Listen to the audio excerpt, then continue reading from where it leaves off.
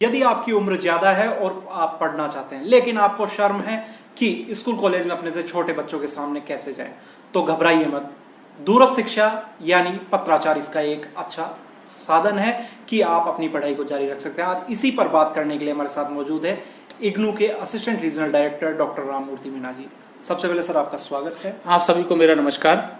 Sir, distance learning basically क्या है और इसकी आवश्यकता क्यों पड़ी? इस इंडिया की अगर हम बात करें तो यहाँ पे एक बहुत बड़ी जनसंख्या है, तो आपको डिस्टेंस लर्निंग का ये प्लान जो है वो कहाँ से जनरेट हुआ, कब से इसकी शुरुआत हुई? जब हम दूरस्थ शिक्षा की बात करते हैं तो दूरस्थ शिक्षा की हमको आवश्यकता 1961 से ही महसूस होने लगी थी। पहला हमारा जो यूनिवर्सिटी था, स्टेट यूनिवर्सिटी बना था हैदराबाद में का पहला यूनिवर्सिटी ओपन शिक्षा के देने के लिए खुला, और उसके बाद 1985 में हमारा राष्ट्रीय मुक्त विश्वविद्यालय इंदिरा गांधी राष्ट्रीय मुक्त विश्वविद्यालय के नाम से ओपन हुआ, और संसदीय अधिनियम 1985 के एक्ट के तहत ये बना। और जब आपकी अपनी आवश्यकता की बात करते हैं तो इसकी आवश्यकता महसूस की गई कि शिक्षा देश के हर नागरिक के लिए आवश्यक है। बिना शिक्षा के हम देश को आगे बढ़ा नहीं सकते, क्योंकि शिक्षा से किसी भी क्षेत्र में कार्य करें उसमें सबके लिए आवश्यकता है। लेकिन बात ये महसूस की गई कि भारत दुनिया का सबसे बड़ा लोकतांत्रिक देश है, और इतने बड़े देश में भारत के पास इतने संसाधन नहीं कि हम सभी को रेगुलर मोड पर शिक्षा उपलब्ध करा सकें। तो ये महसूस किया गया कि जब इंग्लैंड से ये दूरस्थ शिक्षा सबसे पहले वहां चालू किया गया, चल रहा था, तो इस दूरस्थ शिक्षा को वहां से लिया गया, और कि दूरस्थ शिक्षा के माध्यम से हम एजुकेशन को, क्वालिटीपूर्ण एजुकेशन को अंतिम व्यक्ति तक पहुंचा सके। अंतिम व्यक्ति जब हमारा क्वालिटीपूर्ण एजुकेशन लेगा और शिक्षित बनेगा और स्किल्ड हो जाएगा, तो निश्चित है कि देश की इसमें उन्नति होगी और दुनिया में देश सबसे आगे निकल जाएगा। तो इसलिए इसकी आवश्यकता पड़ी। सर, आजकल देखने में आ रहा है कि कई डिस्टेंस लर्निंग यूनिवर्सिटीज हैं, और ये यूनिवर्सिटीज कई तरीके के कोर्स रिफॉर्म करती है स्टूडेंट्स की डिमांड को देखते हुए। बल्कि मैं कहूँगा आज रेगुलर यूनिवर्सिटी से ज्यादा जो कोर्स है वो डिस्टेंस यूनिवर्सिटीज ले लेकर के आ रही हैं, चाहे वो इग्नू हो या और कोई सी यूनिवर्सिटी। सर, किस तरीके से कोर्स आप लोग बनाते हैं? क्या स्टूडेंट्स की डिमांड देखी जाती है, क्या लोगों की डिमांड देखी जाती है? नहीं, ये आपका जो प्रश्न बहुत अच्छा आपने पूछा कि लेकिन दूरस्थ शिक्षा की जब हम बात करें तो दूरस्थ शिक्षा में जब इग्नू ने अपना कोर्स को बनाया या अब बना रहे हैं, तो उसमें पहले सबसे पहले आवश्यकता देखी जाती है क्षेत्र की, कि किस क्षेत्र में कौन सा कोर्स है वो महत्वपूर्ण होगा, और वो उसको करने के बाद उसको जॉब मिलेगा या नहीं मिलेगा।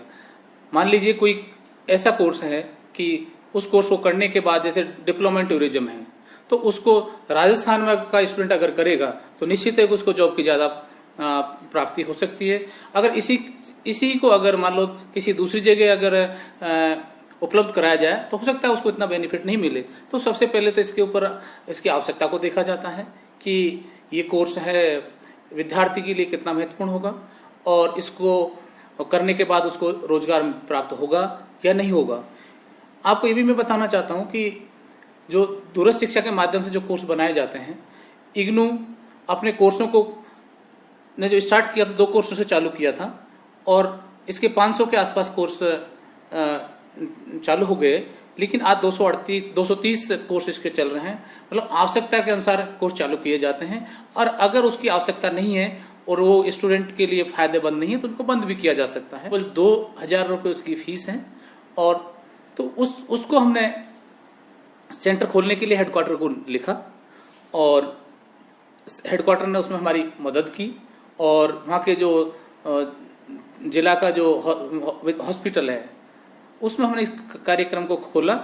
और मैं आपको बताना चाहता हूँ कि 30 लिमिटेड है, 30 सीटों को हम इसमें एडमिशन दे सकते हैं, लेकिन हमारे पास 64 एडमिशन इसके में हमारे पास आ गए, तो हमको दूसरा सेंटर भी खोलना पड़ा। और इस बैच को हमने एकदम स्किल्ड किया और एक 100% इनको जॉब उपलब्ध कराया। और गढ़चिरौली में हमने इसके लिए एक फेयर लगाया और सभी विद्यार्थियों को हमने इसमें 100% जॉब दिलाया। स्टूडेंट है जिसने डिस्टेंस में एडमिशन ले लिया, दूरस्थ शिक्षा में एडमिशन ले लिया है, लेकिन हर बार ये जरूरी नहीं होता कि वो स्टूडेंट सेल्फ स्टडी से पढ़ सके, तो डिस्टेंस लर्निंग क्या कोई क्लासेस प्रोवाइड करवाती है ताकि स्टूडेंट्स आसानी से पढ़ाई कर सके? हाँ बिल्कुल, देखो अभी भी लोगों को ये मालूम नहीं है कि ओडीएल सिस्टम है क्या। एक्चुअली ओडीएल सिस्टम, पत्राचार और ओडीएल सिस्टम में लोग समझ नहीं पाते। पत्राचार का तो एक बात होता था कि स्टूडेंट ने एडमिशन ले लिया है, उसके बाद उसको स्टडी मटेरियल पहुंचा दिया है, उसके बाद उनको डायरेक्टली एग्जाम में बैठना होता है। लेकिन दूरस्थ शिक्षा का एक ऐसा माध्यम है कि विद्यार्थी एडमिशन लेता है, उसके बाद उसको क्वालिटीपूर्ण जो स्टडी मटेरियल की हम बात करते हैं, अध्ययन सामग्री की बात करते हैं, क्वालिटीपूर्ण मैं उसको इसलिए कह रहा हूं कि जिसका जो अध्ययन सामग्री स्टडी मटेरियल जो बनाया जाता है वो देश के सब्जेक्ट से रिलेटेड जो प्रोफेसर्स हैं, मतलब ज्ञाता हैं, उनकी एक कमेटी बनती है। वो कमेटी उसको बनाती है, बनाने के बाद में रिफाइंड होने के बाद बात आती है और विद्यार्थियों को उपलब्ध कराते हैं। तो उस प्रकार से स्टडी मटेरियल मिलता है। उसके बाद हमारे अध्ययन केंद्र भी होते हैं। अध्ययन केंद्र पर विद्यार्थी हर सैटरडे को जाकर अपने जो प्रॉब्लम्स हैं उनको ले जा सकता है और वहां अपना एक काउंसलिंग सेशन होते हैं, काउंसलिंग सेशन में अपने प्रॉब्लम्स को सोल्व कर सकता है। सर, कुछ ऐसे स्टूडेंट्स जो डिस्टेंस लर्निंग से जुड़ना चाहते हैं, आप उनको क्या मैसेज देना चाहेंगे? मैं उनको ये मैसेज देना चाहता हूं कि कोई भी व्यक्ति है, चाहे वो अपना जॉब कर रहा है, चाहे वो एक इंटीरियर एरिया में रह रहा हो जिसके पास कोई अच्छा स्कूल नहीं है, कोई विलेज में रह रहा हो जहां किसी प्रकार के आने जाने के साधन नहीं हो, उन विद्यार्थियों को इस सिस्टम को अपनाना चाहिए और इसमें एडमिशन लेना चाहिए। और अपने एडमिशन लेने के बाद जो अपने पास आसपास का जो इग्नू ने अध्ययन केंद्र खोले हुए हैं, मैं आपको बताना चाहता हूं, जयपुर का क्षेत्रीय जो केंद्र है उसके अंतर्गत राजस्थान के 20 जिले आते हैं। हर डिस्ट्रिक्ट में आप सेंटर खोले हुए हैं। उन एक टोंक में हमारा भी नहीं खोला है, उसको बहुत जल्दी हम खोल देंगे, तो वहां जाकर वो पढ़ाई कर सकता है। और इवन देन इसका फायदा उठा भी रहे हैं। मैं आपको बता रहा हूँ कि जब मैं जुलाई में यहाँ ज्वाइन किया था राजस्थान में, तब 5000 यहाँ के विद्यार्थी एडमिशन ले रखा था। आज 10,000 विद्यार्थियों ने यहाँ एडमिशन ले लिया है, एकदम डबल हो गए हैं। इवन देन जो इन वर्किंग में हैं, जो वर्क कर रहे हैं, वो भी विद्यार्थी, वो भी व्यक्ति इनसे जुड़ने लगे। तो ये थे डॉक्टर राममूर्ति मीणा, जिन्होंने बताया कि किस तरह से एक व्यक्ति किसी भी उम्र में अपने ज्ञान को दूरस्थ शिक्षा के माध्यम से बढ़ा सकता है। अरविंद पालावत, पत्रिका टीवी, जयपुर।